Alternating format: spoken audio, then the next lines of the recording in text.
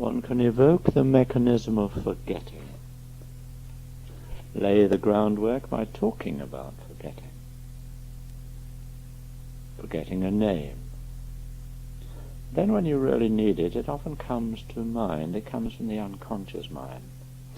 And you can forget a dream. Often we waken in the morning, we know that we've had a dream, but we can't really remember it, and yet maybe later in the day or sometime. If it's important to remember it, we very often remember. We all have lots of experience of forgetting. So what you're doing when you're talking about forgetting with a client is you're using a truism. You can imply a person can forget until it's important to remember, and you can use the indirect post-hypnotic suggestion. You don't say forget this or forget that. If you did that, the conscious mind reacts with, I don't know how. How do I forget things?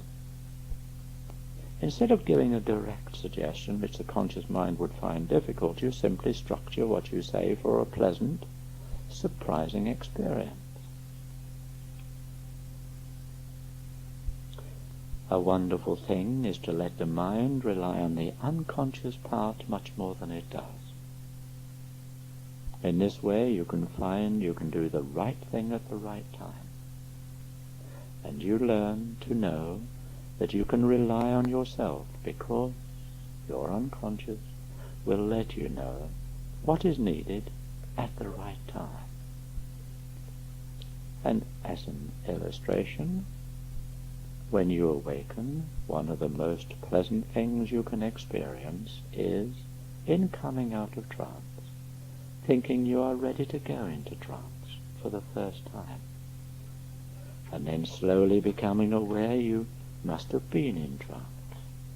Maybe a change in what is outside indicates that, or it may be a slow awareness of the internal changes of body feeling.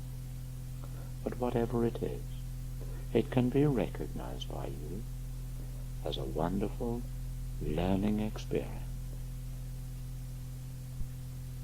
One other way of evoking forgetting what happened in the trance state is talk about something before the person's eyes close, and then after the trance, when the person opens the eyes again, pick up where you left off. Often amnesia for the hypnotic state results from that. And another thing, of course, a crazy remark or a joke or some incongruent remark, as soon as the person opens the eyes, does also create this state of amnesia, or help to create the state of amnesia. You can waken in the morning and you remember a dream, and then someone interrupts you. Someone comes in, would you like a cup of coffee, or whatever it is? And where does the dream go? It disappears. You can stress the unimportance of keeping information in the conscious mind. It's there in the unconscious, and will come to conscious awareness when it's needed. And you can be surprised, pleasantly surprised, when you discover that you did indeed learn to respond in a different way.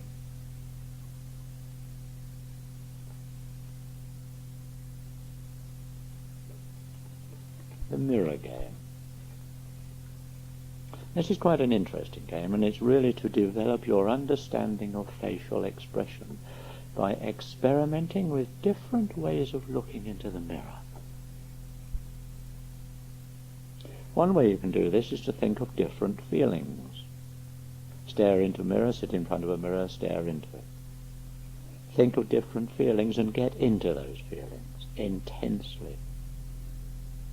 And watch yourself as you do this so that you can see the changes that do occur.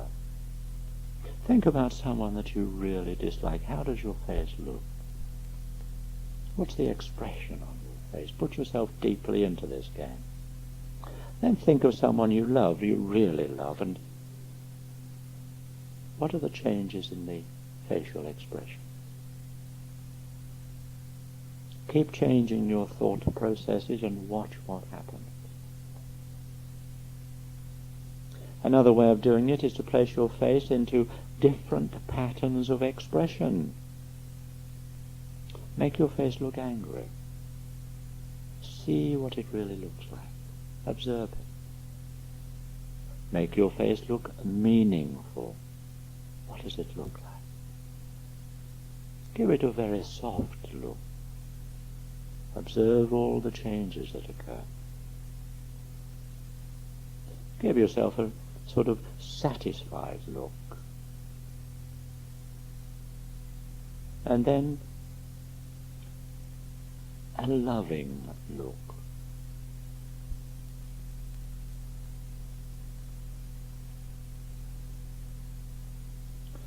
Try each time to imagine how you would respond to that face you see in the mirror.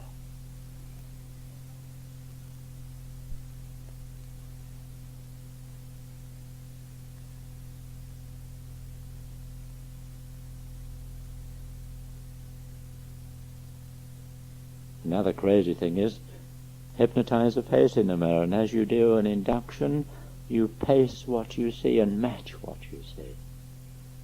Then lead the face into trance, and you're looking at me, and your eyes are open. I don't know how long it will be like that, but I do know that you are sitting there. Your lips are moving, and you really can develop that comfort. And your lips are moving very slowly, etc., etc. Crazy thing is, if you persisted in that pattern from every 20 minutes, you'd sink into quite a profound trance state. But don't worry, you'd waken naturally anyhow. You can set a time limit on it all, right from the very beginning. Have an alarm clock if you're unduly wired. Strange as it may seem, you'll see yourself doing things you didn't know you were doing. Shaking or nodding the head, and you'll pace what you see. And you are shaking your head and are looking at me. And I don't know whether that is a tear in your eye or not.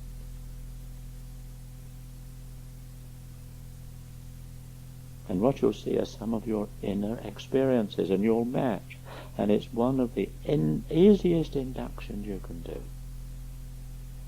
And you can remember a lot of past experiences and still be here with me. And you'll be able to see yourself and recognize all those experiences of long ago.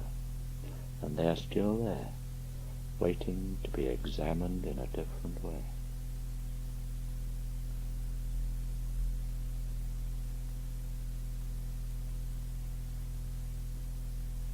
So, how's that for a very pleasant self-hypnotic method? Develop about 5 expressions and practice in the beginning by exaggerating them a little to really see the differences. Think of all the different ways you can change the expression around your eyes, and then your cheeks and your lips and your mouth. How about trying to change your facial color by going deeply into different feelings, different experiences? And your voice. Practice different tones of voice. Learn at least 3 different tones of voice.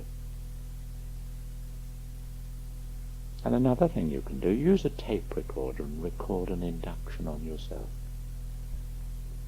It's great if you can visualize well. Sit opposite yourself in a chair and do a really good induction and verbally pace everything you see. It's got to be very visual, obviously. If you play it back to yourself, you'll go into trance, and it'll give you some good indications as to how you are using your voice.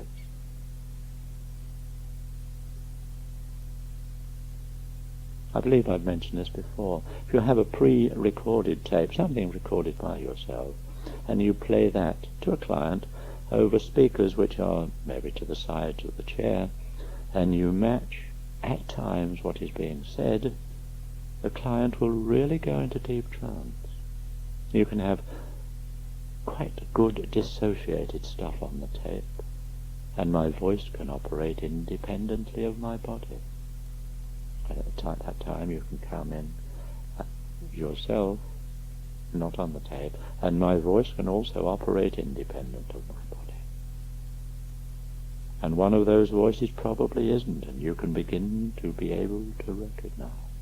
And the other voice will be saying something similar, and I don't know which voice it will be, whether it's in front of you or at the side of you. And then you can come in with, or whether it's in front of you or at the side of you, almost as an echo. You can move into double induction stuff quite easily, quite effortlessly. And one good thing you can do is identify with all the clients you are stuck with, clients you seem to be having very little success with. This is the sort of thing that you can do in workshops quite pleasantly. Be the client that you are having problems with, and get your partner to work with you as though you were that client. Copy as much as you can of that client's body posture, language, movement, voice tone, and ask your unconscious to assist in this. And your partner matches you and takes you into trance.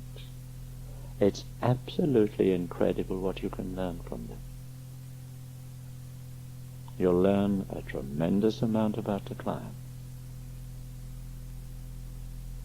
Take some time each week, each day, really, to work on yourself. By the way, with self-hypnosis, never stop learning. And I would urge you, whenever you can, do lots of mutual hypnosis.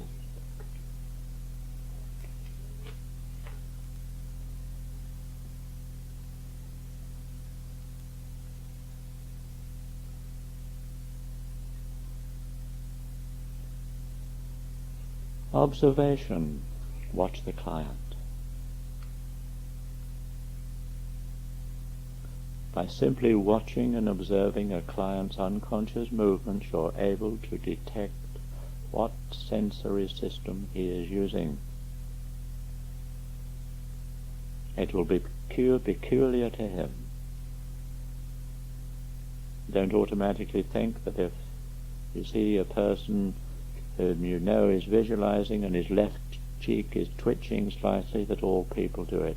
Find out how a person betrays, each client betrays the representational system that he's in. It's possible that when he is visualizing, his left cheek twitches slightly. When he's in the auditory system, maybe his head tilts slightly to one side. When he's in the kinesthetic system, his right hand touches his stomach. Remember that that type of thing is for that person. Each person would exhibit an entirely different set of responses, and those responses are consistent throughout.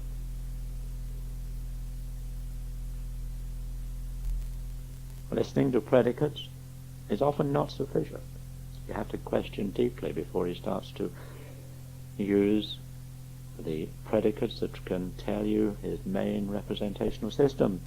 Often a person talks in non-specifics, in neutrals. Doesn't say, I see what you mean, he says, but I understand. However, there is a way of knowing what is the sensory system is being used, and from now listen very carefully to yourself. Voice tonality. A low tone can indicate the K system, a kinesthetic system. And a slightly higher tone can indicate the V system, the visual system. And if you can notice at the same time the position of the breathing, then you can respond with the appropriate predicates. Even though the client's words didn't reveal the sensory system being used, you've got rapport then. In addition, if you also ask, do you understand?